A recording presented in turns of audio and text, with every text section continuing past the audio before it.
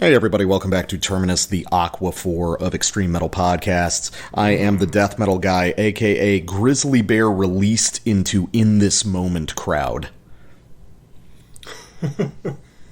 And I am the black metal guy, aka Goose Only Speedrun, Infinite Mass Glitch. Is that a category in a particular game?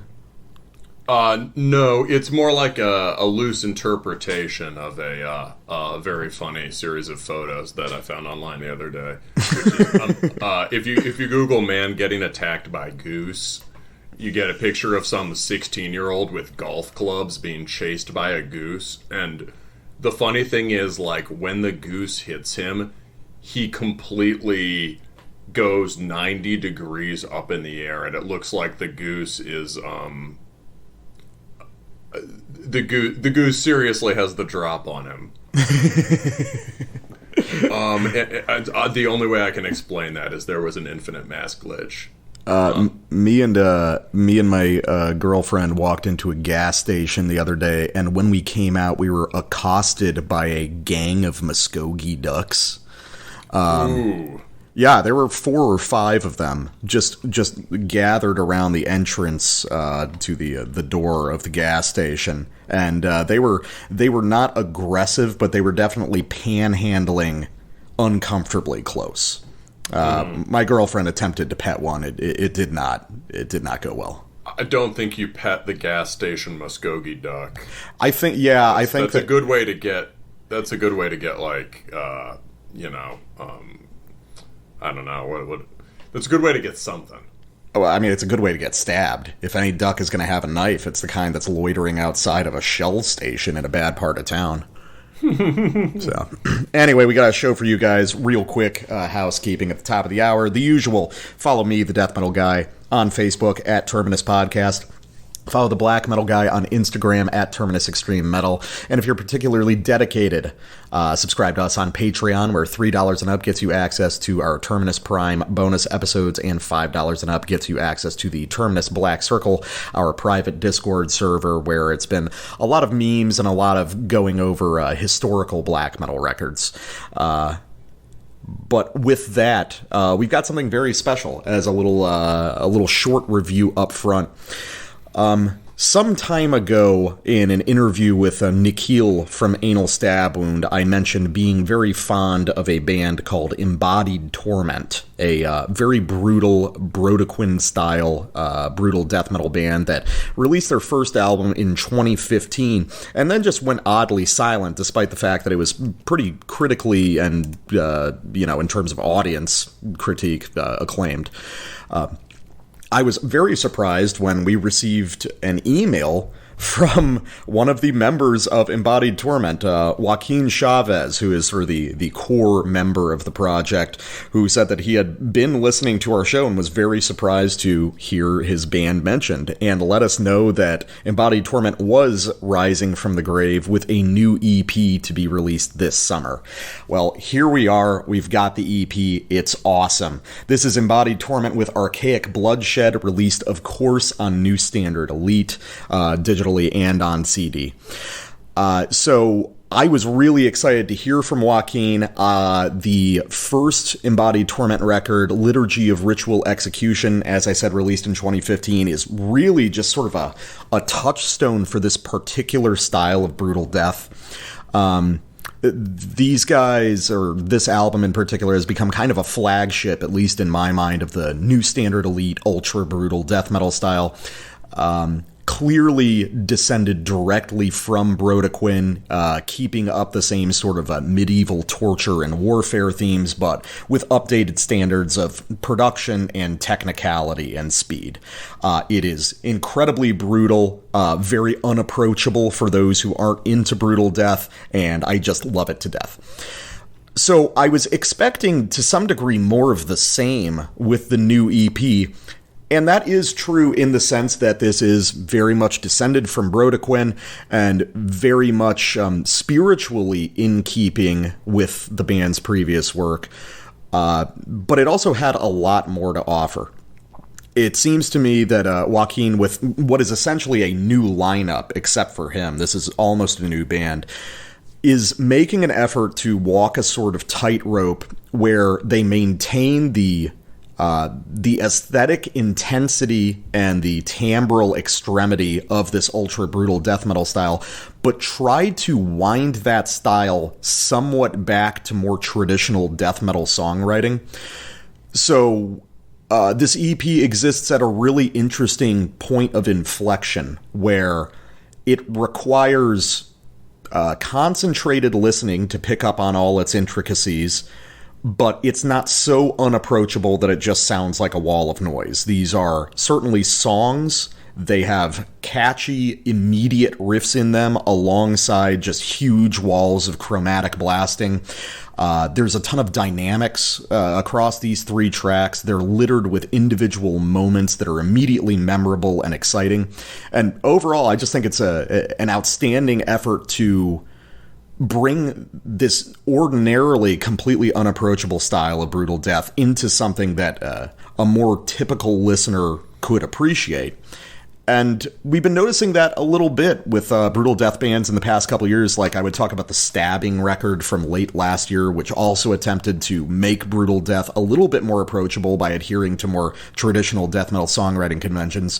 But beyond all that rambling, black metal guy, you at this point are pretty seasoned in this style, but you're still, you still have to kind of feel your way around some of the really big blasting granite wall stuff. What did you think about this, and do you think this is a way in for people that might have their reservations about this style of death metal? Yeah, it's certainly less accessible than Stabbing, which I think means it's a more successful version of the idea of taking brutal death and reintegrating it with death metal as a whole. Yeah. I think it keeps what is authentically brutal death. That said, I don't know. I have a couple of questions. So I liked it a lot. It's about as up my alley as this style can be. But I have a couple of questions. So, okay, so this is more accessible than Embodied Torment's older stuff. Embodied Torment's older stuff just sounded like classic Brodequin. Yeah, I mean, in essence, but obviously, since it was released so much later, it's even faster and even more technical and even more indecipherable. And the production is a lot more that sort of cloudy New Standard Elite thing, where riffing is very challenging to make out because it's so fast and it's so distorted. So yeah, it's like what you're hearing on this record, but more rigorous and more sort of flat and crushing. Okay. And, it also is an interesting comparison with the last Brodequin EP, which I remember we both checked out. I don't think I listened to the whole thing. But that one was a lot more accessible. But in the way that it sounded more kind of like Marduk songs with poem mutes in them. Yeah, you were talking about... Do you remember me talking about that? It was kind of like thrash metal minor kind of stuff. Yeah, and you've always recommended that band as like a way in for like aggressive black metal people. Yeah, and so I guess on Perpetuation it was the closest it had been, which was a little surprising. And so this is the Embodied Torment record is a step towards more accessibility for that sound, but it's different from like stripping it back to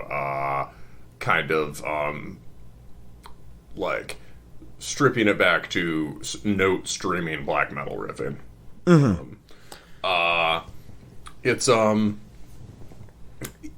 What else? I mean, so you said that this is in the notes you said that a lot of the riffs, or at least the more melodic parts, center on like the darkest possible Dorian scales. Yeah, there's these sort of like really, really like evil epic Dorian minor stuff. Yeah. I hear that and I like it a lot.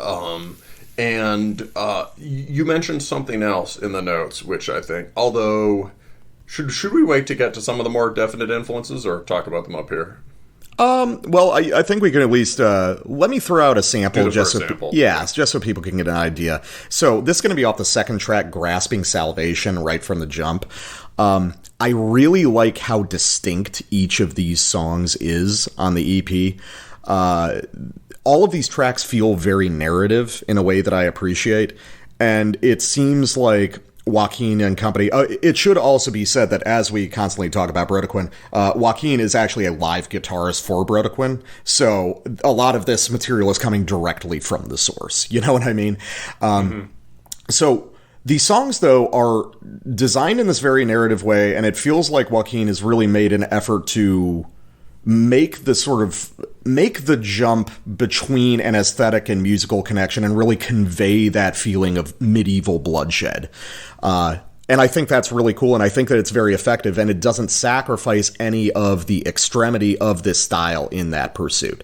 So let's check out Grasping Salvation, where a bunch of chaos happens up front, it consolidates, and then we get into a wild lead section that is something I've never really heard before on a brutal death song, but I'm really interested to hear more of.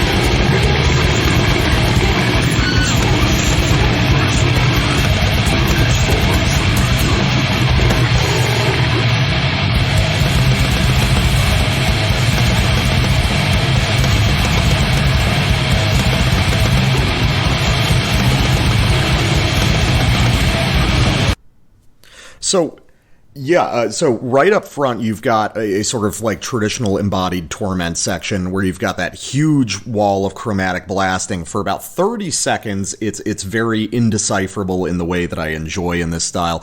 Then sudden break, and then we get into something that's like a very aggressive and epic incantation riff, which still has this sort of like odd thrash backing to it, which if you listen to Brodequin, there's, as you've mentioned on their latest EP, it's the most obvious because of the production. But if you go back into older Brodequin, there is a lot of that sort of thrash minor aspect to the way that those riffs are designed.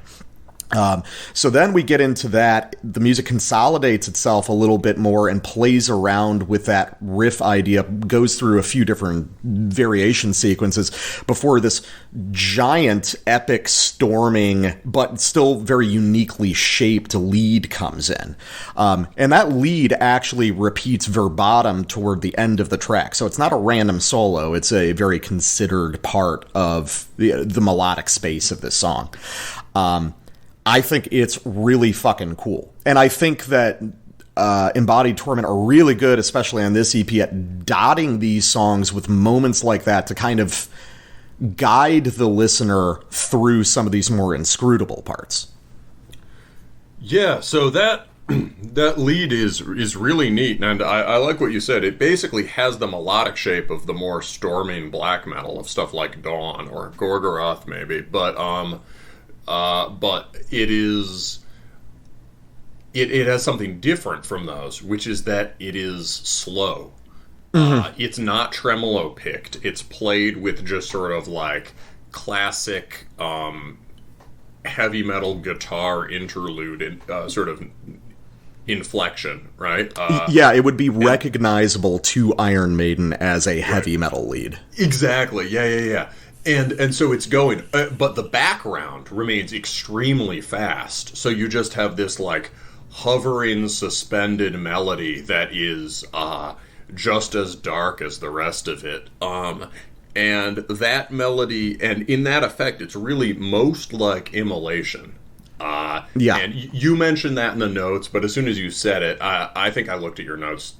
I might have slightly biased my listen by looking at your notes, but yeah, it's that specific melody really is an immolation melody. They use that motif it a bunch of times. I think there's a specific song that da da da da da da da da. Not maybe not exactly those notes, but something either from the latest album Atonement or from Atonement was the one from what was the latest one? Acts of God. Acts of God, yeah. Right? So it reminds me of a melody from Atonement that may have also reappeared on Acts of God. Okay. But that is a persistent, and I've highlighted often places where modern brutal death stuff converges with immolation, which is one of the more, certainly some of the more extreme, forward-thinking, and atmospherically dense of the New York death metal that's at the roots of BDM. So it's always cool for me to hear stuff like that, and I think you get a bunch of it throughout this, and it's a really natural fit. Yeah, I think that I think that just goes with my idea that there is a concerted effort being made to, because I've felt this too, in that I really love the extremity and the technicality and the timbral ferocity of modern brutal death, but there is definitely a point at which it starts to function more like noise music and less like death metal. And I like a lot of that stuff too, but I really appreciate the idea of trying to bend this back toward more naturalistic songwriting. And I think that's achieved pretty well here. Although Joaquin is certain to provide one that sounds just like the stuff off Liturgy of Ritual Execution, which is your next sample. Oh, yeah? All right. Yeah. The third song is the one that it's like, hey, we haven't forgotten how to just be fucking insane, Yeah. So I sampled this one. This is number 3 is Tongue of Iron. And we're starting about 12 seconds in after an initial salvo. And I sampled this because it's fucking insane.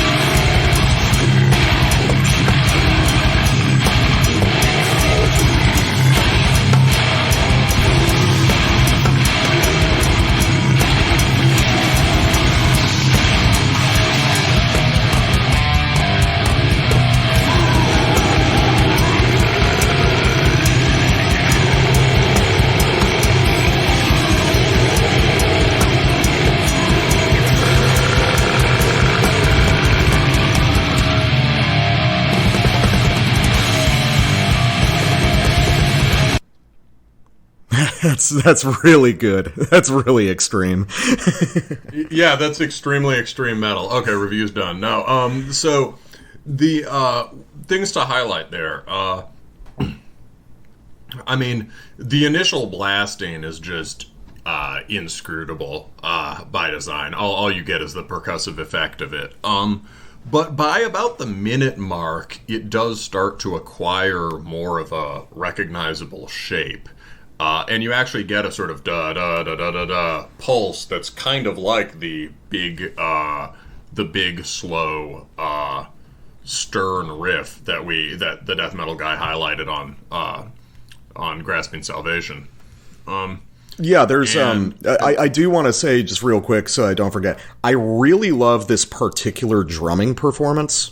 So this is a drummer that's new to the band. This is Alex Cohen, who appears to have just done a tremendous amount of work with different bands. He's a New Yorker, so he was drumming with Imperial Triumphant for a long time, as well as a bunch of other kind of like proggy black and death metal bands. And his performance on this record is like very organic and sort of like nervous and tense in a weird way. It always feels like it's about to fall off the rail. I think it was like very deliberately done without a click track because he wanted it to slosh around a little bit more. And I think it's a really cool effect. You know, yeah, I hear what you mean. The drums are very cool. They're nuanced. It goes with the more rolling immolation type stuff, for sure. And I guess I can see some of that, what were you saying, sort of nervous, frenetic thing coming more from the Imperial Triumphant stuff. Mm-hmm. I feel like he hits harder now. I mean, Imperial Triumphant, world's most, underwhelming band. I feel like this is a much more brutal performance with, like, more physical impact. Oh, yeah. I mean, I'm sure he's arranged his performance around the style of this music very well. Yeah. Yeah, this is a great drum performance, for sure. So we get this sort of, the brutal grinding takes on a more definite structure. And then at around a minute 25, we get this one-time... There are a lot of really cool one-time riffs, riff events, limited, copies limited to one. And you get it's this sort of asymmetric trem riff that is very immolation-y. It's... I can't even really describe. There's like much more sustained notes than anything you've heard in a previous sort of mangle of blasting. And then it lights into a bunch of thrash runs, just done so fast you might not recognize them as thrash runs. But it's the kind of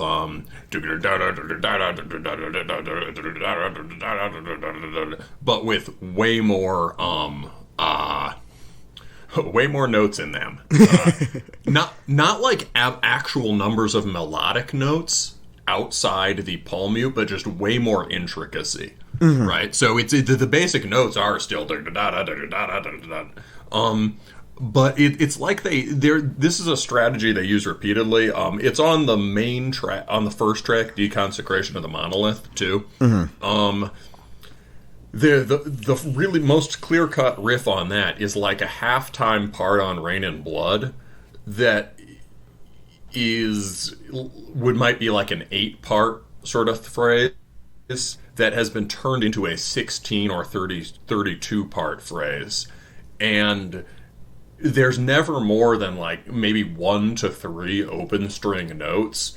And the rule is that they're at a time, and the rule is there always has to be chug between them. Yeah. And so you end up with this extremely elaborate, this sort of like very riffy, distinct, memorable idea that is completely indecipherable, right? Like you can't hum it, you can't figure out what the notes are, but it works exactly like a Slayer riff. Yeah, the ethos appears to be brutal death metal is just death metal, but more of everything. This is Josh from Defeated Sanity, and you're listening to Terminus Extreme Metal Podcast. We bussin', yo. we finna bust this episode. I hit record immediately before you said that, and we're keeping that in. Gentlemen, we are back with a release that came kind of out of nowhere. This is Astral Tomb's Total Spiritual Death, which is an independent release on Bandcamp, and it seems like they've done their own CD run. When some of the people, some of our guys on Discord let us know this was out, and it really took me by surprise because it feels like yesterday that Soulgazer came out. But if you actually count it back, Soulgazer was like February of 22, so it's been about a year and a half. I also thought it was interesting that, you know, Soulgazer had like a pretty prominent release on a decent-sized label, and now Total Spiritual Death is coming out independently. And I think that's deliberate on the band's part. So, for those who aren't familiar, Astral Tomb is a band of very young guys out of Colorado who do, as the black metal guy invented the term, dark side weed energy death metal. Soulgazer from last year was one of my favorite records of the year. I think it was like number 3 or 4 on my top 20. And it is a sort of truly bizarre, crawling, very ugly, psychedelic death metal record that seems equally influenced by like old doomdeath and slam, as well as Frank Zappa and probably like 70s German electronic stuff, you know, Kraftwerk, Tangerine Dream, that sort of thing. Was Tangerine Dream German? Yeah. I don't know. Okay. Yeah, I know. They're always said together, but I couldn't remember. So, with Soulgazer coming out and being pretty well received by, like, fringe death metal weirdos, as well as a lot of hipsters, the question is where they would go from there. And Total Spiritual Death sort of answers that, in that it continues down the path of, like, extreme experimentation with a lot of just sort of oddball eccentricities to it, but it also feels different in that this feels very much like another thing that the black metal guy has sort of invented for the show, an R&D record. This is highly experimental. Each of these songs is radically different. It's not cohesive in the way that a full-length typically would be, although I think there are threads sort of guiding the listener through it. Overall, I like this a lot. I don't like it as much as Soulgazer, but I don't believe it's designed to be liked as much as Soulgazer, which is a very complete vision. This feels like the band sort of exploring, doing a full length, but one that's supposed to be a sort of smaller release, that's not designed to be as pivotal a statement. I think this is where the band is sort of like working out what direction they want to move in from here, and I'm anticipating that the third full length, whenever that comes out, is probably going to be a little bit closer to the center with a refined take on some of the experimental ideas that are found here. So let's get into the fight. Black metal guy, what do you think of Total Spiritual Death? Well, I think you're probably right about the R&D thing. Another thing that points to that is the track lengths, which are quite lopsided, right? So you've got a 3 minute, just under 3 minute track, 2.5 minute track, 5 minute track, 5 minute track, 3.5, 13 minutes and 59 seconds. And a 4 minute and 52 track. And the tracks themselves are pretty, as you already said, pretty desultory. They tend to jump between ideas that are not necessarily, you wouldn't necessarily put them in the same track. So there's definitely some messing around going on, and messing around is how you figure out new directions and how you try things out. So I think we should take that into account. The best stuff on here sounds sort of like a death metalized version of Tool, which, I mean, is great. There's some material on here that's as awesome as any of their other stuff. And the worst stuff really sucks. Overall, as a release, because there's so much of the worst stuff and it interferes with the structures of the songs, I gotta say, this kind of sucks. And it is, if this is a sort of, if this is a statement for where they want to go, I've got to say that is not where, where I was hoping they'd go. But I think you're right. They probably are trying different things out. I just can't say I can't say I enjoyed listening to it. I gotcha. Yeah. I mean, this is definitely, this pulls on a lot of things you intrinsically hate. Yes. Very, very hard on them. There's sort of there's probably no way that they could have made this record with its constituent influences in a way that you would have enjoyed. That's probably true, although I think there's ways that would have worked better on a songwriting level. I gotcha. You know what I mean? I could have felt more sort of I could have seethed more. I could have been well, they can't keep getting away with it.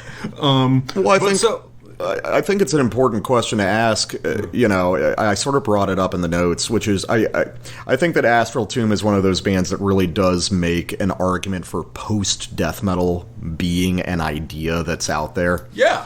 And now the question is, kind of listening to this, do you think that Astral Tomb wants to center themselves as a death metal band primarily, or do you think that they want to spin off and just do sort of wild off-the-cuff shit whenever they want to? I think it's sort of too soon to say. I think, here's one way of framing it, right? We've talked about, how a big problem often when a band wants to do post-black metal or post-whatever is that they take that term literally. So it's black metal with post-rock, black metal with post-punk, black metal with things from the indie and alt-rock scenes. And when someone wants to do... yeah, exactly. So it's... The post label is really, it doesn't just mean whatever comes next after black metal, some sort of development beyond it, maybe that's engaged with other genres. It means black metal conspicuously filled with gestures towards things that, gestures towards things from the art rock scene. And that was especially prominent in the 2000s and the early teens.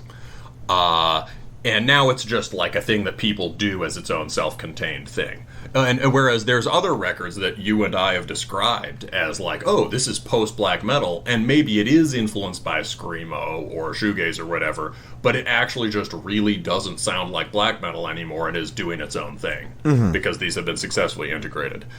This record, the interesting thing is that I think Astral Tomb came closest to authentic post-death metal on the first one we reviewed from them, Degradation of Human Consciousness. Yeah. Which did everything you'd want a death metal record to do, but in a completely different way. Right? It was just, it was, the base material was the stuff you love, like slam and brutal death, but the overall effect was... but it was broken down in this... There was this combination of insane musicianship and really primitive songwriting. They had returned to the very fundamentals of extreme music. I was comparing it to shit like the Stooges or whatever, just because of how garagey it was. And how it was really just the basic material of what a riff is. And they were making insane guitar noise in ways that reminded us both of God, Flesh, and Skin Chamber, right?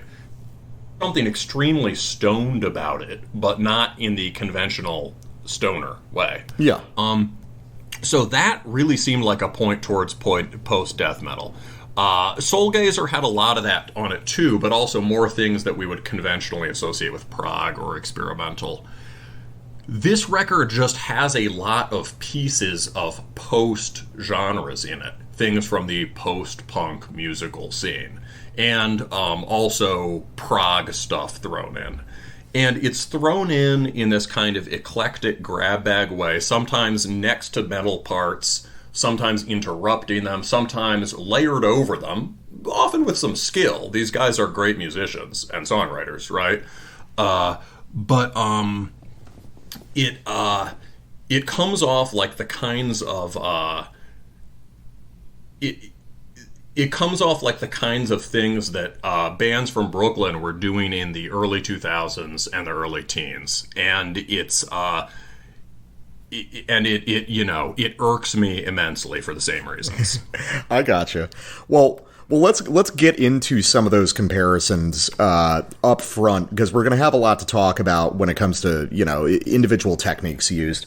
So let's go to what will probably strike people as the immediate, oh, something very weird is happening here track on the album, which is the third track, All Black Vet. I'm going to play this from the beginning. We're going to listen to, about the first half of the song. And for those familiar with Soulgazer and Degradation and other releases, you will probably notice a few things that are strikingly new.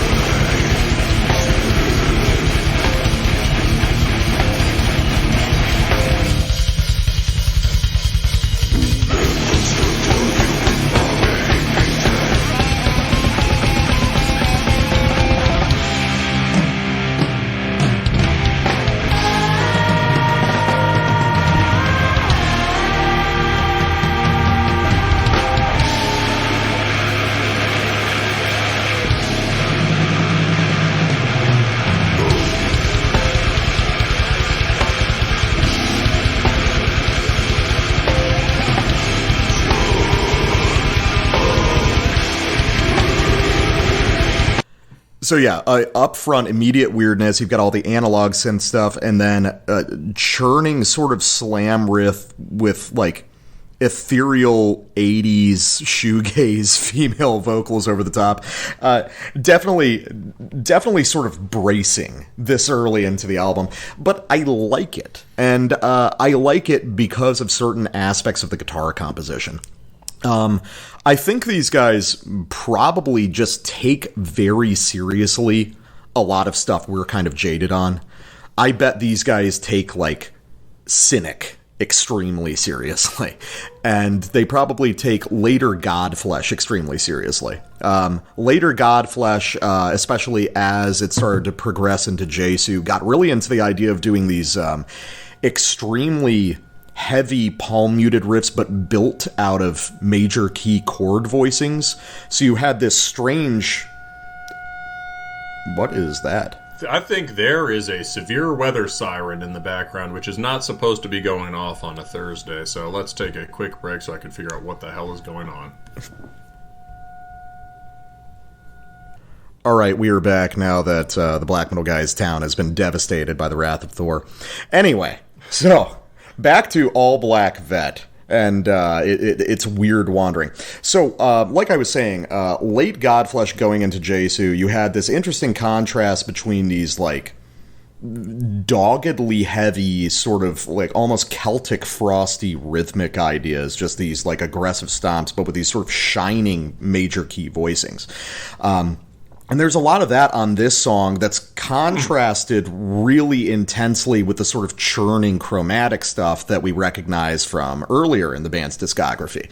And I think that's a really cool set of ideas to play with. And just the idea of let's put ethereal female vocals over this basically slam riff is a fascinating idea that I don't know if you would sustain a whole record with that idea, but it's certainly interesting to hear. I mean, that's what I would say about a lot of the weirdest stuff on this is I'm not sure what some of those ideas have in terms of like long-term legs musically, but I think they're generally executed pretty well on this album, and at least from an R&D perspective, there's probably stuff you can pull out of those ideas.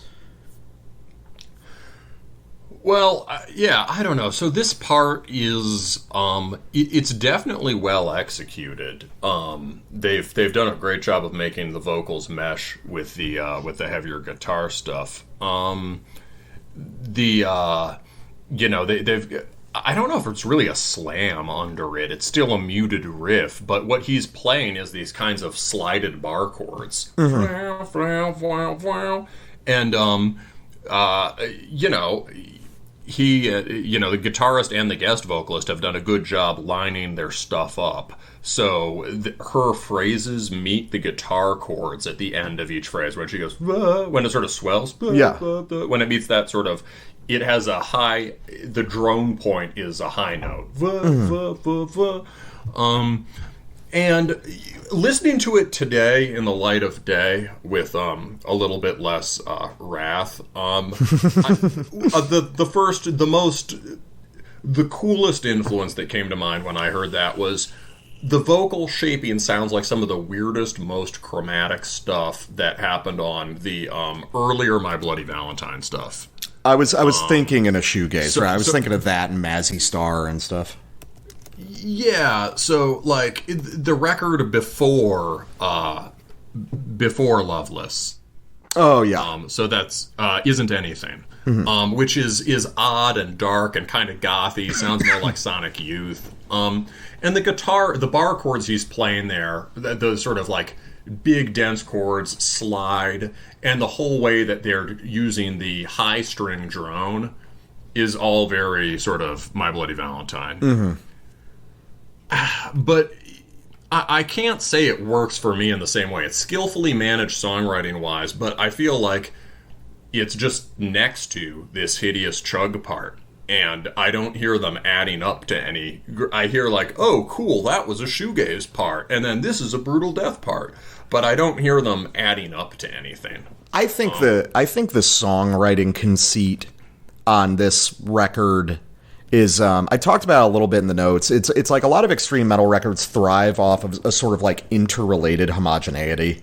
Songs sort of reference each other compulsively. I think that here it's just like the principle from Astral Tomb on this record is like, as long as we can build some sort of transition, as long as we can even tenuously link melodic ideas together, we'll go in whatever direction we want. It's just like this single thread you can follow. It's like, it does not have the nested interrelation of a typical metal record, but I think there is something to follow. Or of a My Bloody Valentine record. Yeah.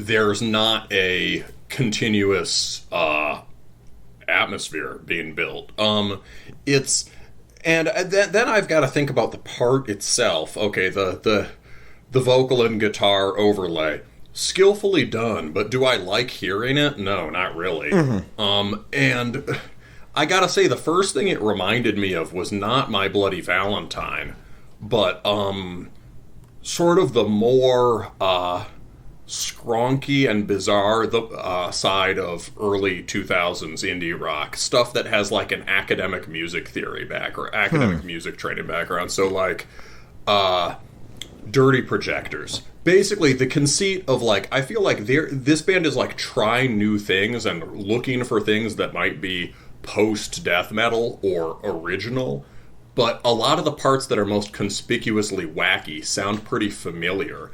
And the overlay of bright female vocals with, like, extremely dissonant harmony is something you get in a lot of the more kind of mathy, abrasive indie rock bands. So here's you're gonna have to take my word for it that there's stuff like this that had more active and loud rhythm guitar work going on, because this sample doesn't. But here's the Dirty Projectors on Useful Chamber.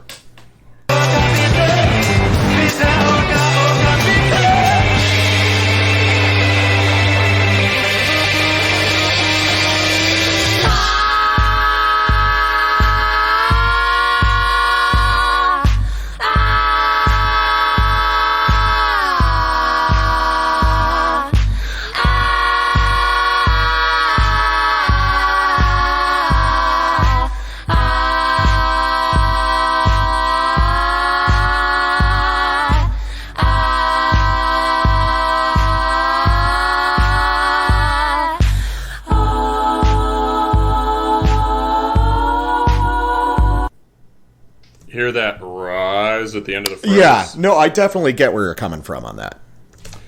Yeah, it's and like, I just don't like how that sounds. Oh no, I don't really like it when Dirty Projectors does it. I'm not familiar with that band or that scene at all. I never I never dated girls who listened to stuff like that. So.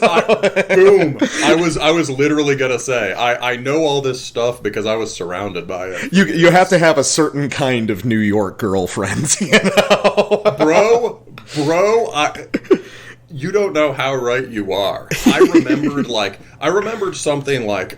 I remembered shit almost exactly like that from Dirty Projectors, and then who I really didn't like. And I listened to the album, and I was like, my gosh, this is all much softer and more delicately arranged, even though you can hear, right, that there's really jarring dissonance there. Yeah. Just in the way the vocals are being layered. And in that guitar sort of, like, I don't know, jumble of guitars at the beginning of the sample. There's really bizarre dissonance there, but like I remembered them using more loud guitars, and then I realized, oh yeah, that's because I saw them live with my girlfriend at the time. Yeah. And I had to, I kid you not, I hunted through a live video of the show I saw, trying to find the relevant part. So yes, I have been traumatized by the Dirty Projectors, and this album made me relive that trauma.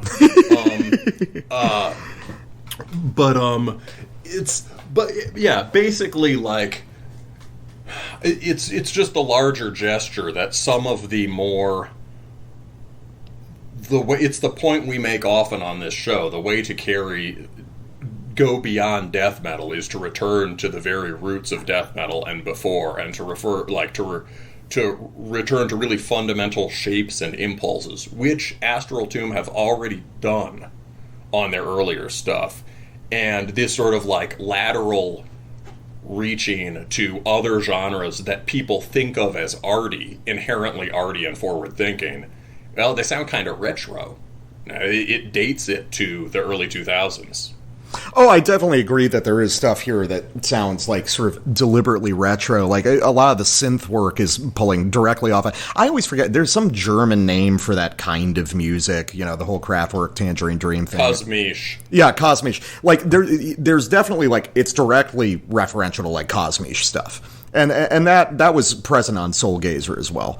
I guess what I'm saying is I think that a lot of these sort of experimental impulses are more rooted in sort of 70s and 80s type stuff rather than 2000s, but that's just because I've got more experience with that section of stuff and not as much with the 2000s. There's a bunch of that too. There's a Snake Charmer riff on Cathedral, which I am not going to sample, but there's a Snake Charmer riff on it that sounds like old Prague, right? Yeah. And that was another thing that metal bands did in the early 2000s, Enslaved specifically. People said Enslaved are so progressive because they sound now like prog rock. They are incorporating prog rock elements. and Enslaved sounded less progressive than they did when they wrote the Hordane's Land EP, because they were simply directly referencing they were writing rock and rolls, complicated rock and roll songs, and directly importing parts of 70s rock and roll. Yeah, I get that. Although, I know you like that era of Enslaved and like the song. Well, that's what I was going to say, is like, well, the thing to remember is those are great records, though. You know? Well, it depends whether you're talking about Isa and Rune or the later stuff. I'm mostly thinking of like Ice and Rune. I don't think that Enslaved's really put out a bad record, but that's like kind of neither here nor there. Or, you know, Below the Lights, where they started to get into that sort of thing. I think the main point isn't whether is it good or bad, because I like some of those records too. I think it's like, was that more innovative Enslaved? Arguably not really. They did come up with some really original riff patterns that I think have stood the test of time at that point. That's fair. Yeah. Well, let's get to another one. So you've got the next sample, because this one is more firmly rooted in the death metal territory. So this is a part I loved. This song, this is the track Coward, and the start of the song is the start of the song is really cool. They do this like you sort of the kind of thing that was happening in the 80s where the drum roll becomes the blast beat, right? Where the sort of like oi pile up becomes the blast beat. So they do this. You can hear it in Negative Approach, in Napalm Death, probably in Siege, though I don't know them as well, right? And they go from this sort of primitive blasting to a thrash 1-2, and they do it twice, but it sounds, because of their technical ability, because of the chugs, because of the guy's vocals, it sounds like brutal death metal, right? Just really raw and ragged. Twice, they interrupt it with this, like, maundering little clean guitar part, which is the indie rock interruption tendency. I don't know why they do that. However, overall, that part is sick. Then, the sample starts with a slam that turns into a Tool riff, or maybe always was a Tool riff, man.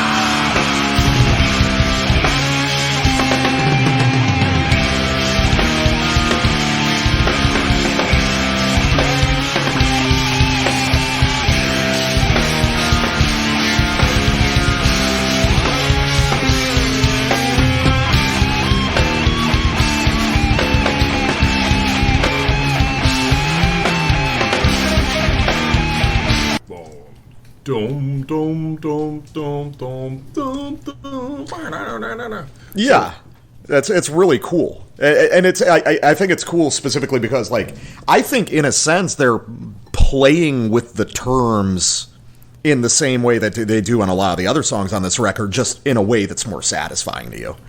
Well, I was about to say Hey, I was thinking along the same lines as I heard that last sample, because that last riff is a Doom riff. Yeah, it's like a Sabbath riff. It's like Sabbath or Reverend or like Candlemas or Cathedral. Or something. That's the thing. I think the Snake Charmer riff on the song Cathedral is pulled directly from Cathedral. I think they got high and listened to Cathedral and decided to name their song Cathedral. The worst kind. That's just the reasons everyone forgot about Cathedral, is they played riffs like that. Oh. But no, there's a lot of people who like them because they play riffs like that. You know, Well, okay. I don't always agree with it, but I understand it. You know? But yeah, so that riff is. I've been listening to Forest of Equilibrium a lot. That album's great. Yeah, it's awesome. But zero Snake Charmer riffs. But like that part there is a really effective integration of stuff that is not brutal death, not slam, not industrial music. And it follows, I think, why is it more effective? Well, it follows naturally in a sequence of ideas where there's like, they layer it with a bunch of other different kinds of classic extreme metal riffs that are delivered in their sort of brutal slamming idiom. And the sequence is interspersed with actual stuff that you could only hear now, but in a very fluid way. And they show you ways that these are all kind of the same thing. So what happens there that is really cool is that so you heard that kind of like Tool riff, right? Oh, yeah. And then they enter a blasting part, and it's super ragged, death thrash stuff.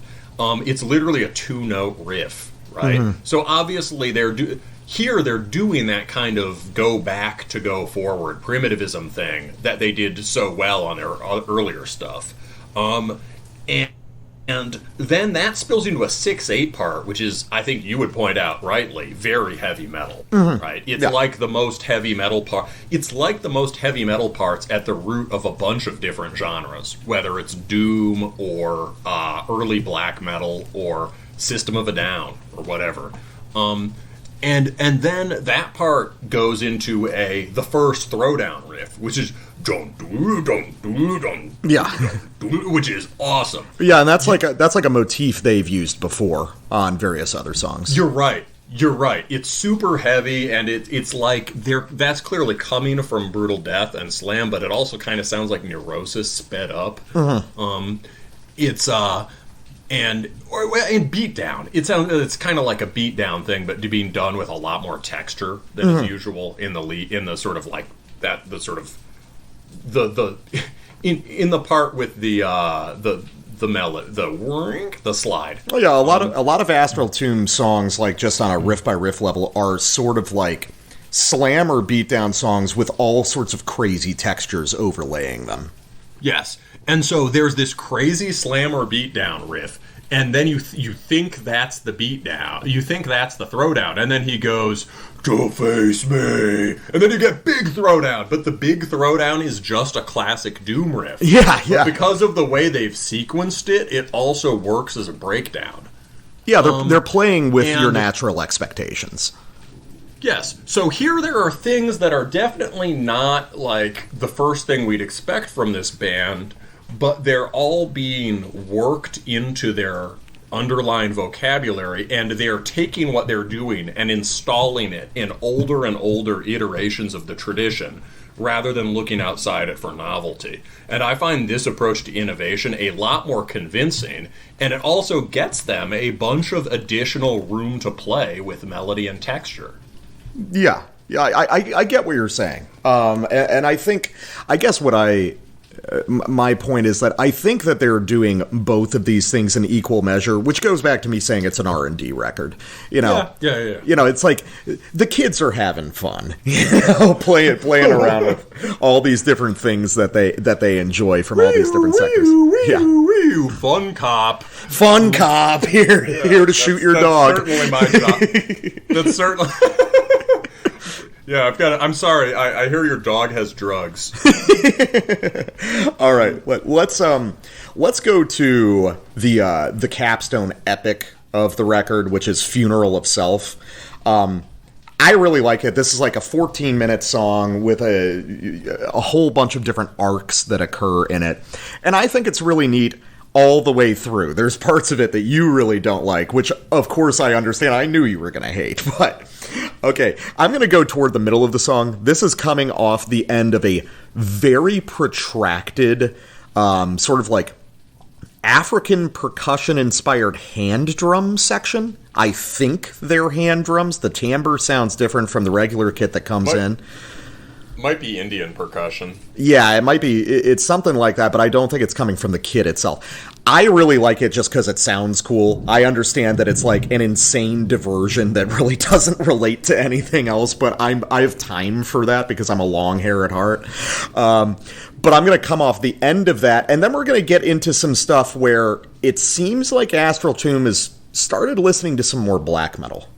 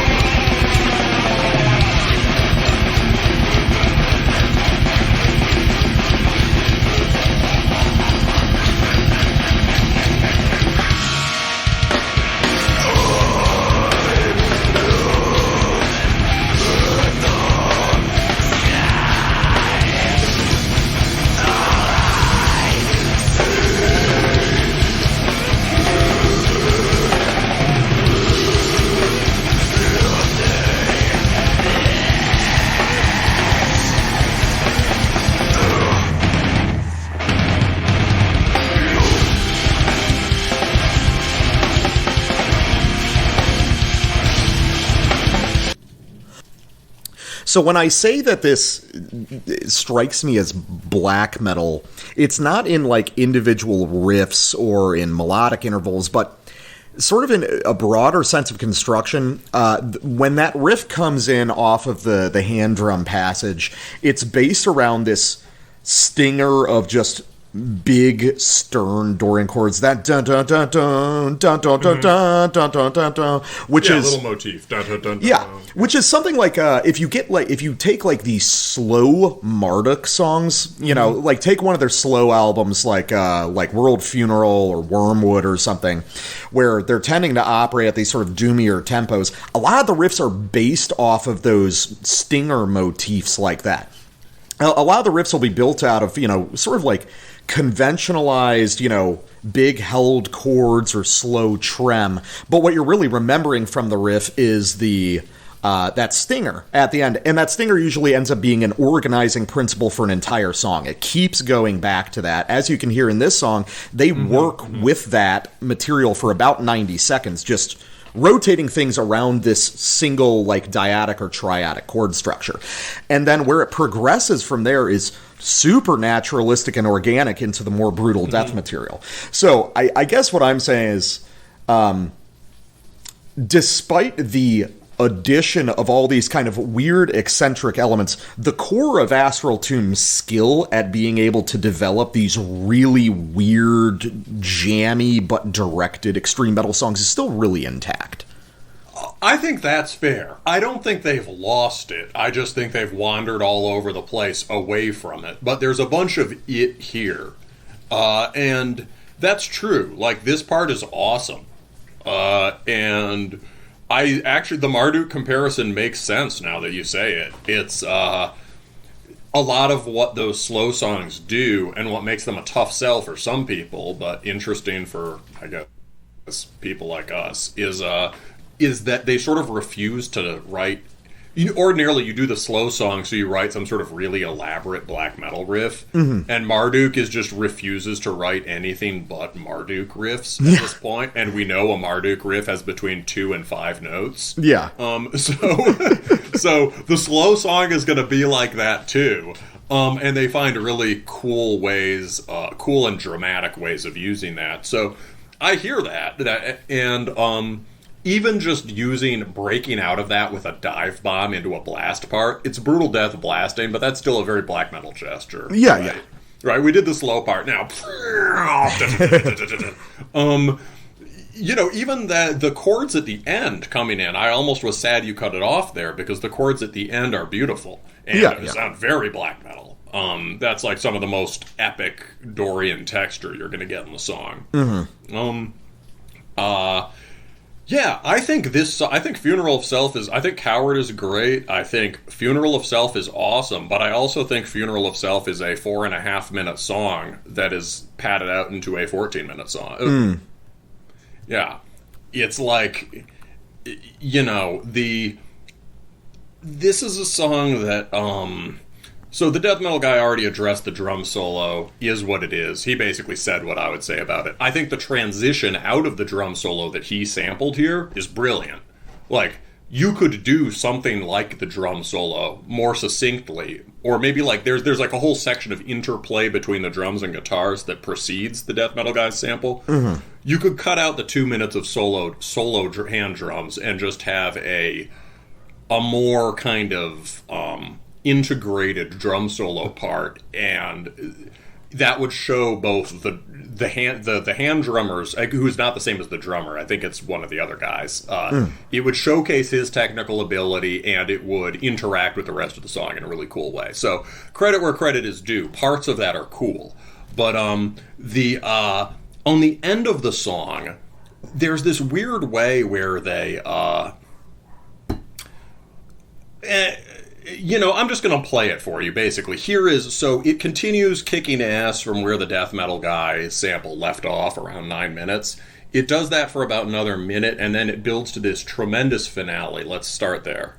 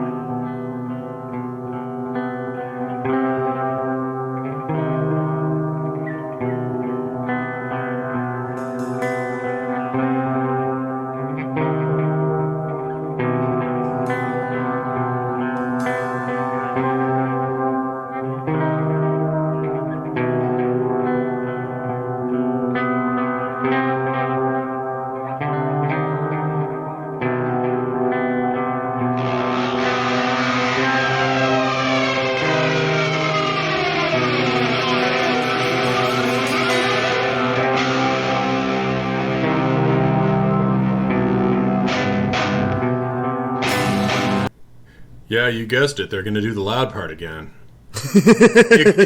Except not. The loud part that follows this is much diminished relative to the... It's just as loud, but it doesn't have a...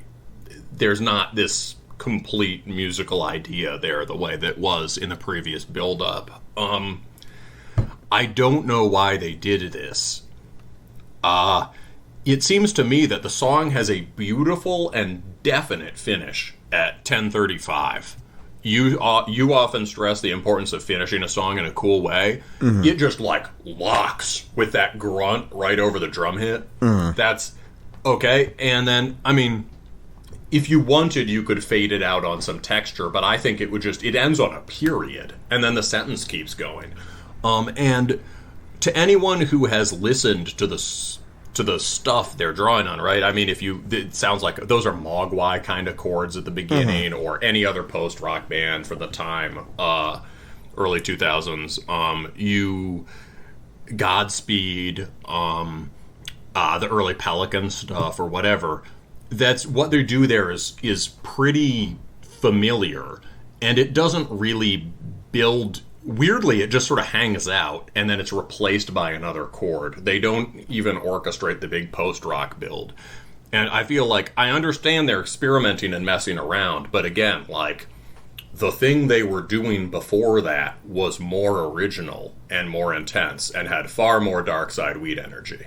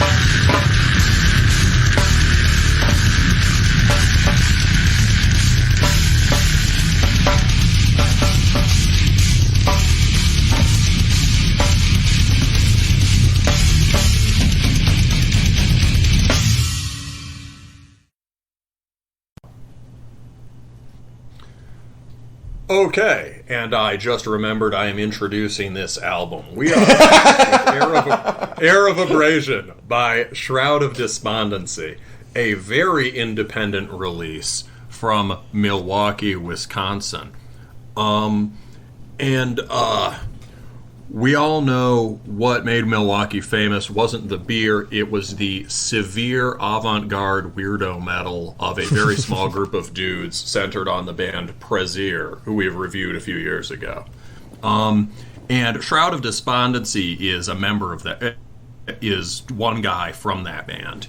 And he reached out to us a week or two ago about reviewing this release that I think is this actually an older release? It came out, it's his most recent one, it came out in 2022. Yeah, so, okay, fair enough. We're hooking up a friend of the show. And we are doing a slight time warp, but it's his latest release. And it's a pretty... I gotta say, I love the ambience of the rain in the background while we talk about this record. That's true. That's pretty perfect. I am also in the Midwest, and I'm getting an enormous summer rainstorm. But is it hailing? Oh, it's fucking hailing. All right, hail and kill. Anyway, we proceed. Heir of Abrasion is a, I think we both agree, a very weird record that we both sort of approve of and have a hard time getting our heads around. I think this is really, in a weird way, it's drawing on some of the same material and definitely the same era as that last Astral Tomb record. Mm-hmm. But from someone who is, I'm guessing, about our age or a little older. Yeah. So from someone who was there for it.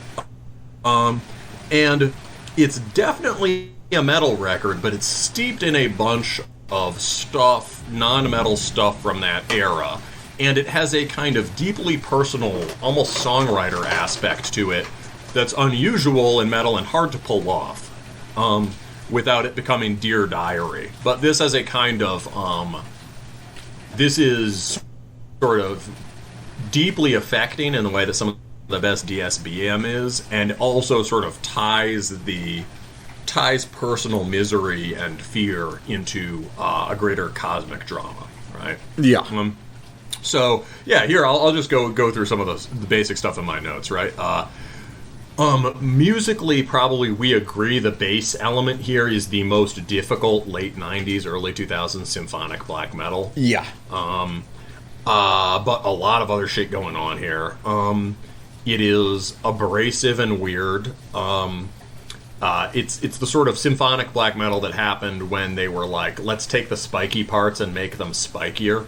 Yeah, the symphonic stuff being used to enhance aggression and extremity.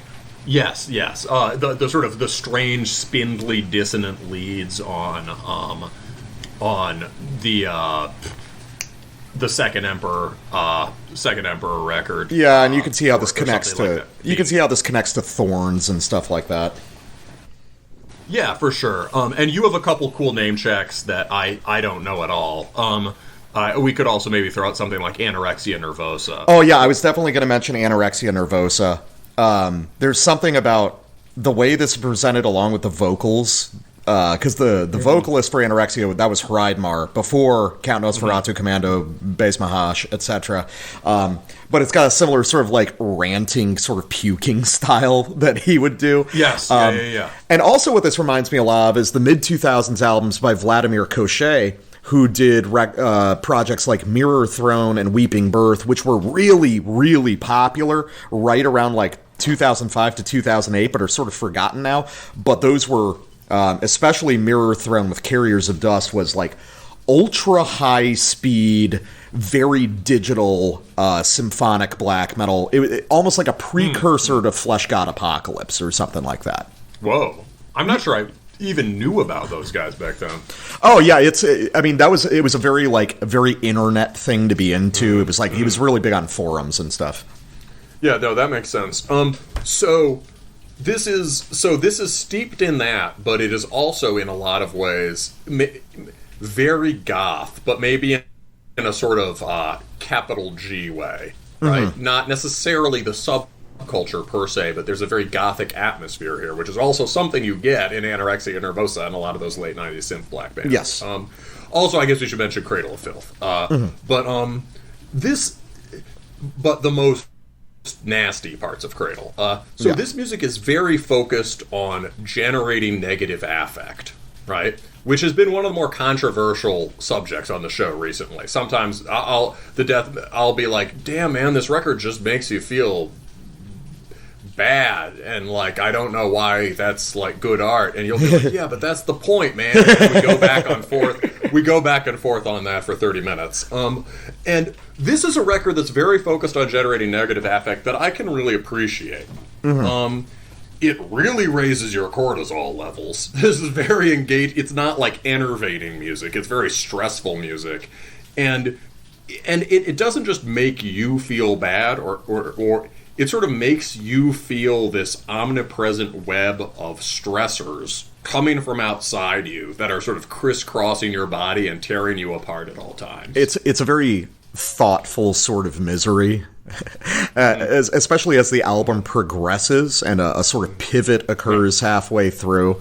I have personal theories on what this album is about. I really want to stress the sort of singer-songwriter thing you were talking about. This is extremely personal and humanistic in a way that you sort of usually don't like. So it kind of surprises me that you're into that side of things. Maybe spiritual. I could maybe say, okay, spiritually that means it's not true black metal or something. That might be some of the gothiness of it or whatever. But I think it pulls it off. I think it's because the personal stuff is always being linked to more impersonal things. That's fair. Well, so I guess I'll talk about it a little bit. The lyrics on this record are really good. I like them a lot, and I've gone through and read the lyrics for a bunch of other Shroud of Despondency, and they're really good too. But they are very different from regular metal lyrics in that they are extremely personal, extremely sort of vulnerable, and really exploring sort of weakness and suffering in a lot of cases. This album in particular seems to be very, very focused. This might be a stretch, but I think this is very specifically about like chronic illness. Reading through the lyrics, especially all the songs back to back, you have these constant motifs of like nerve pain, and as well as psychological disorders, but it seems to be really focused on sort of like physical nerve pain. It constantly talks about hands and stuff, so I'm thinking it might be about like a neuralgia or a neuropathy or something. Not quite that bad, thankfully. He was getting surgeries for carpal and cubital tunnel. Oh, okay. Does it say that on the Bandcamp? It's on the Bandcamp. I didn't see the Bandcamp, but it's like, oh, okay, so I was right about that. You were totally right. Oh, that's awesome. I think he might have written something about me to it in the press, something about it to me in the press, but yeah, I mean, I have something in my elbows like cubital tunnel, and this guy is a way better guitarist than me, so I can only imagine how much it hurts. Yeah, that's a bitch. But also just generalized anxiety and tension, and it was written he was all going through all this in late 2020, so this is peak lockdown era. Yeah. So I think another theme here is total isolation, whether an isolation imposed on us, and you're just kind of, and also that often puts you, at least if you're the kind of guy who's lives in the northern Midwest and is really into black metal, that puts you in, that means it's often just you and the woods, right? Yeah. So the cover has just the remains of maybe a deer corpse that's been freshly eaten by coyotes or something. Not like a cool deer skull cover. This is a mangled corpse with pieces of a skull. So there's a lot of kind of memento mori nature stuff here. Yeah, so there's... Shall we get into the samples? Yeah, sure. I mean, let's listen to it again and see if I can like parse some of this shit a little bit better than the first couple times I listened. Right. So this is from about 40 seconds into the first track. It's called A Boy Called Erosion. The track title, it's Screamo. The song, it's also Screamo.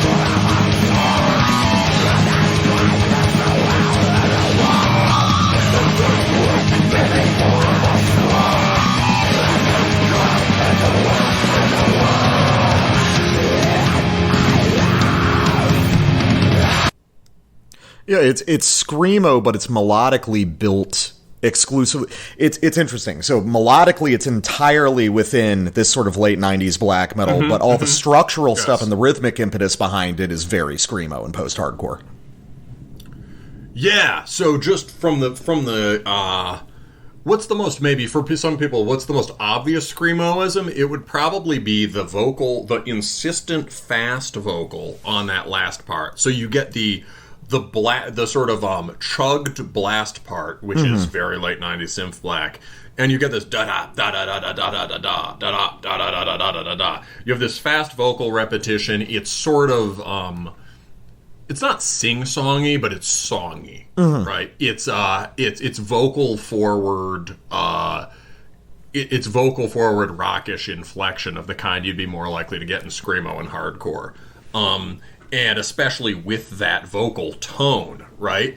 The vocal tone would be suited to any number of black metal bands. It's an awesome vocal, but it's also like the most wretched belly turn-in screamo of the time. Yeah, and it's interesting that passage with like the blasting with that sort of like triplet chug riff under it is like, that's something very like Abrasion or something as well. Yeah, that makes sense. Some of the more industrial beats of that era. Yeah, there's definitely, you mentioned in the notes, but there is a substantial industrial underpinning to this whole thing. Yeah, and it seems like these Milwaukee bands are linked historically to the Chicago scene, and I feel like a lot of Chicago-y bands are going to have some sort of industrial undertone one way or another, because it's the industrial, it's the city of wax tracks and all that, and so there's definitely that kind of vibe here, and like a certain kind of just industrial black metal or industrial anything that was happening in the early 2000s you can sense here.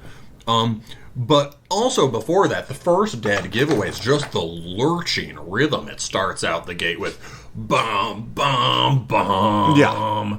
It's not one of the sort of off-kilter, spazzy, herky-jerky things that I don't like, but it's very lurching and wild. It's like a drunken stumble rhythm. And that sort of thing reminds me of... And it's that sort of part, and the way it's contrast, and the way then faster parts will throw into parts like that, reminds me of, I don't, this is probably not a fair reference, I'm not sure this guy listened to him, but impressionistically, it just reminds me of the Blood Brothers. Remember them? Yeah, that's interesting, because, like, another thing that I associate a lot of this with, another sort of far-flung comparison, and maybe not screamo, but I've always considered spiritually similar, is something like At the Drive-In. Yeah, At the Drive-In had rhythms like that for sure. And, you know, the Blood Brothers was like one or two clicks away from Scene Kid, right? It was, or sort of, it was that, or hipster maybe. It was sort of like very cool screamo. And it was like deliberately obnoxious in some ways. It was deliberately obnoxious, deliberately kind of effeminate in the sort of glam, in the sort of very different mode back then where it was kind of about a kind of perverse machismo, but it they had the I didn't have their, I think the classic album is Burn, Piano Island Burn. They didn't have a piano, but Shroud of Despondency does. And just when I heard that clang, clang, clang, I was like, oh, Burn, Piano Island Burn, right?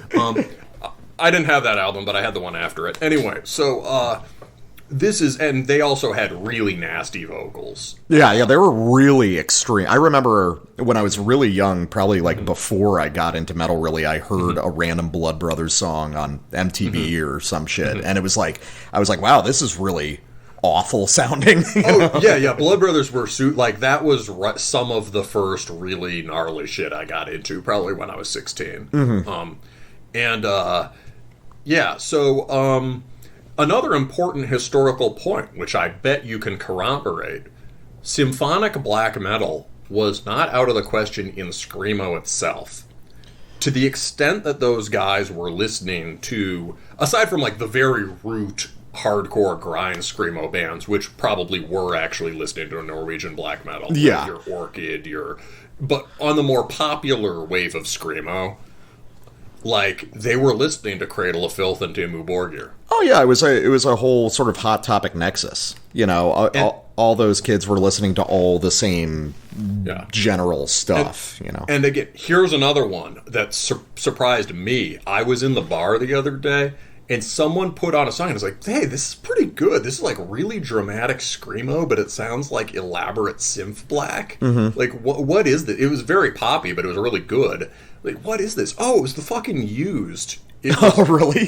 Who I hated back in the day, but like, it was The Bird and the Worm. And, you know, it's a little overrun. It's kind of tasteless, right? It's a little, The Bird and the Worm. It's overwrought. It's a little My Chemical Romance. But you can see how they're,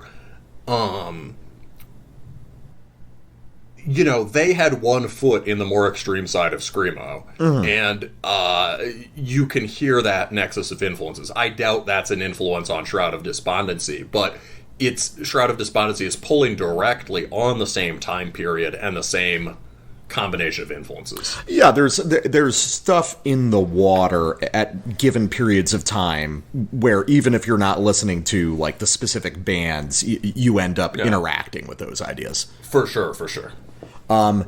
Yeah, so it is, you know, what's interesting is that it's so bracing in a sense because of how authentic it is. It's like I think that we may have in some sense forgotten just how wild and weird some of that shit sounds, just because like that whole era, like late 2000s synth black, or excuse me, late 90s into early 2000s synth black is like not a sound you hear anymore.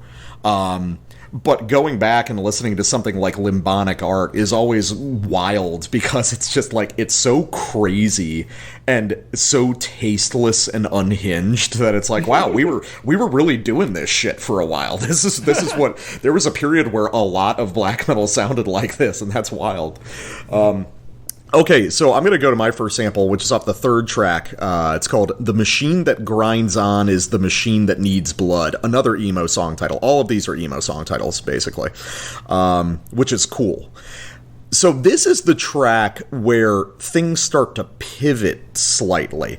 The first two tracks on this album are just super bracing, like grinding symphonic black metal. But this is where the album starts to open up around the edges a little bit. Not in the sense that it's become less severe, but like rhythmically there's a little bit more space to play around. It's not as obsessed with density and this sort of horror vacui thing that it is on the first couple tracks. And you start to get a sense that things are changing. And with the confirmation that this is about a sort of chronic illness, this is sort of like transferring from a bunch of like upfront anger and resentment into a more pensive and sort of like miserably accepting territory, which it gets into toward the end of the record. So, but let's listen to this. This is going to be some stuff that's along the lines of your sample, but maybe you can see things are starting to open up slightly.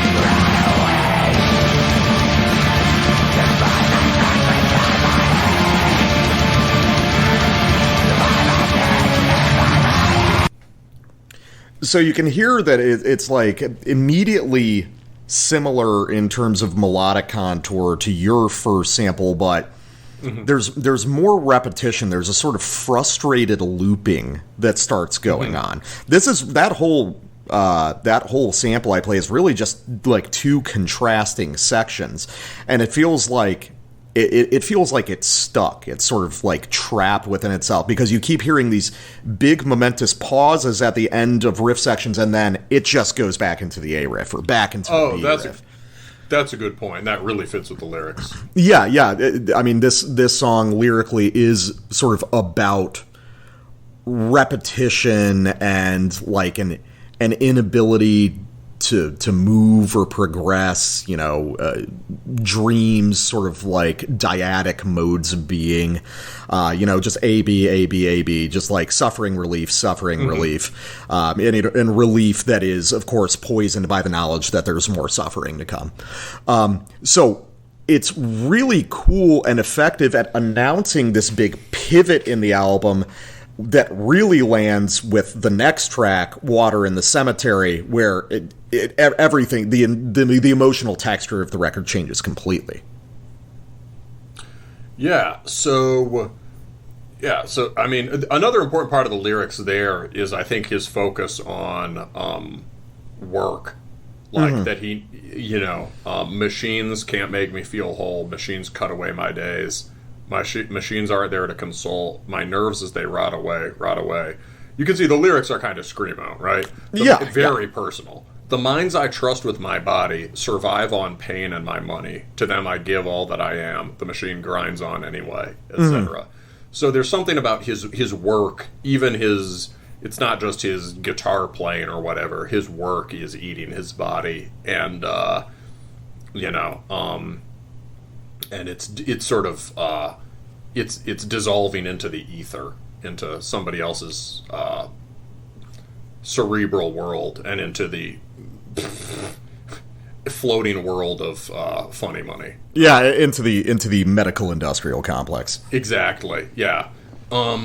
So Water in the Cemetery, this one's wild. So, gotta say, right, the vocals here are questionable. They verge on the kind of nasally indie vocal that I really don't like. However, the record has built up such a wall of jarring sincerity, as you've already said, and has already drawn on this era of music in a more like heavy way and fully integrated way, that when you actually get this burst of early 2000s indie or emo vocal, it's kind of earned. And I'm like, when I heard it, I'm like, whoa, what the fuck? Okay, let's see where this goes.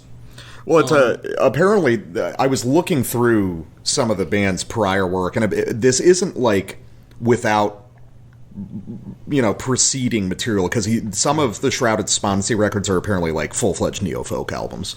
Interesting. That's what I was going to say. One thing that kept me listening was the arrangement behind it is really dense and kind of medievalist. Yeah. And ironically, maybe the closest this gets to Brazier in some ways.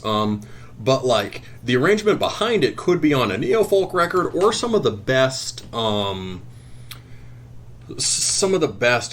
indie stuff of the time. And I think the song really makes good on its promise, and the vocals have this kind of just disarming sincerity to them. Let's listen to it. So, like the best music or poetry, this song does what it's about. So it's about like water in the cemetery, right? That's a very creepy image of the flood exhuming graves, right? Post-disaster aftermath. But here it becomes this kind of whimsical celebration of renewal. And where the lyrics are focusing, they're not turning away from the rot under the ground, but they're sort of embracing it. And there's this joy coming out of underlying pain and fear. It's real, like, it's cute, but it's cute Dionysiac. So let's listen to it. And the song bursts, like the flowers from the graves, the song bursts from the middle of this horrifying record in this dazzling kind of beautiful way.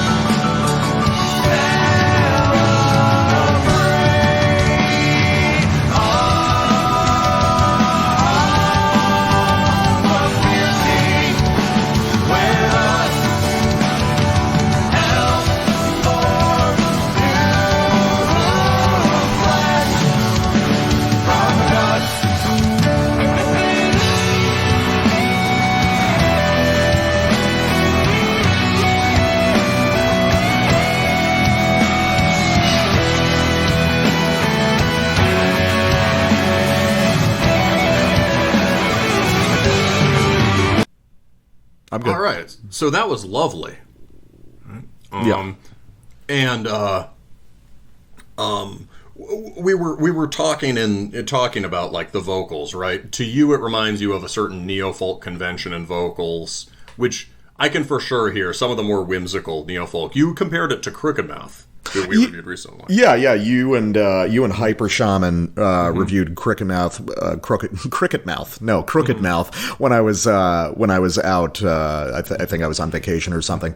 But yeah, it kind of reminded me of that. It's like, yeah, they've got kind of a nasal timbre, but it's like, for me, those sorts of vocals just are what they are. They're not really my thing, but I'm willing to meet them on their terms.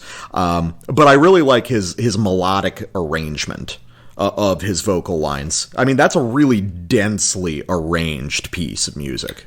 Yes, the vocal lines are supernatural, and they, there's none of the, because he listens to so much non-metal music, there's none of the awkwardness of the clean vocal part. He really knows how to write vocal melody. Yes, the density of the arrangement is fantastic. I mean, when you hear him go like the water in the cemetery, that really sounds like the Animal Collective. Oh yeah. Who actually had a darker side to they were, I didn't like them, but they had a darker side to them, and there was some serious experimental music in it. But he does that, and at the same time he earns it with his just cascading gorgeous background of neoclassical or folk instrumentation. You know, you can hear the flowers blooming, man. It also reminds me of, most of all, sort of indie rock with a gothic turn, right? Which, and especially like these UK artists like Gravenhurst and Patrick Wolf, who weren't listening to neofolk, but who sort of got there anyway. But yeah, this song is beautiful and sort of disarming. Anyway, I know we got to wrap it up soon. Death metal guy, any more thoughts? Well, I just I don't have to rush out quite yet, but I will say it's like, it is interesting. This is a record that makes more sense when you get to the end of it than it does when you're undergoing it.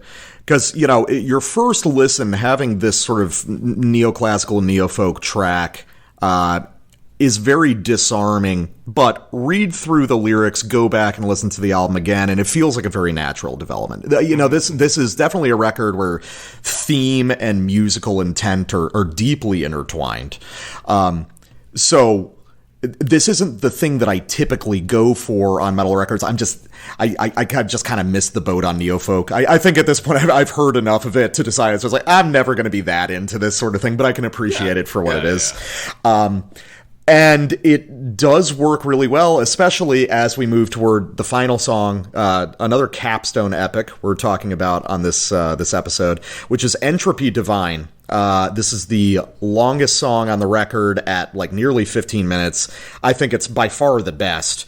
And this is where everything really arrives musically and emotionally.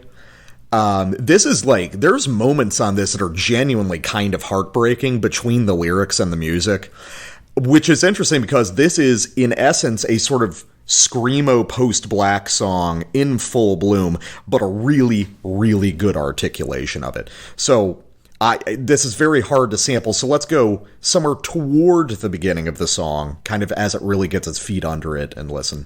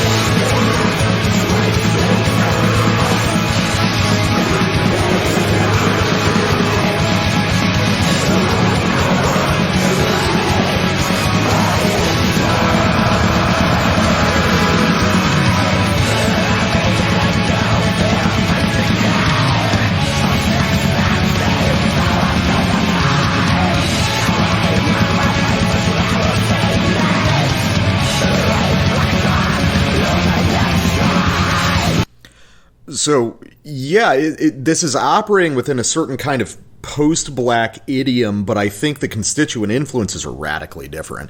The thing that I'm really pulling off this song is, like, 60s through 80s singer-songwriter stuff, and I'm thinking, like, really heavily of, like, Fleetwood Mac. There's that big, really elegant springtime melodic motif, that ascending arpeggio, that little dun dun dun dun dun dun dun dun. I swear to God, that's something that Philip Lindsay does on a Fleetwood Mac song, or something very close to it. For anyone who hasn't listened, like, especially if you're a guitarist, go back, listen to Fleetwood Mac. Philip Lindsay's finger picking is basically unparalleled even now. So yeah, it's really interesting to hear this blooming sort of vivacious springtime melodic arrangement with just some of the most miserably despairing lyrics I've ever seen. Oh my God, this track is... This, like, makes me feel, like, radically uncomfortable to read the lyrics, because like there's like stanzas where it's like, oh, I've felt... Oh, same. I mean, even toward the beginning, just, nostalgia is regret. I remember the time my nerves weren't fried and all the ways I tried to survive. And then a little bit later, I'm beginning to feel things decay. A sixth sense developed over time. Can't remember faces. I never see names. A reflection losing its shine. I've started going numb in new ways. I've started making up for lost time, when youthful vigor led me to think I'd survive and walk away unscathed. So there's a whole thing. It's not just about, the chronic physical ailment, but it's about that being a sign of getting older. And yeah. This one's for all you bangers in your 30s, man. Oh, yeah. As we barrel headlong through our 30s, aren't you feeling a lot of these things, dude? Oh, yeah. Born crumbling, falling, trembling, rubbing itself slowly against itself, wearing away. The pain kept at bay by youthful forms and self-ignorance. How long can I last beside this shrine? How long is my prime? How long till the terminal tingle? How long till my hands become one claw that can't scratch but myself in lieu of anyone else? Oh, God, dude. And just the way it ends, just this repeated couplet of, I remember the time I thought I could heal. I remember the time I worked to conceal my weakness. So it's this whole nest of awful, like, feelings of, the immediate problem is the physical pain, this physical ailment, but that's merely an indicator of mortality and life slipping away, and trying to understand if you as a person have meaning or have any effect on the world around you. These are all feelings that, like, I ruminate on when I'm laying in bed at night,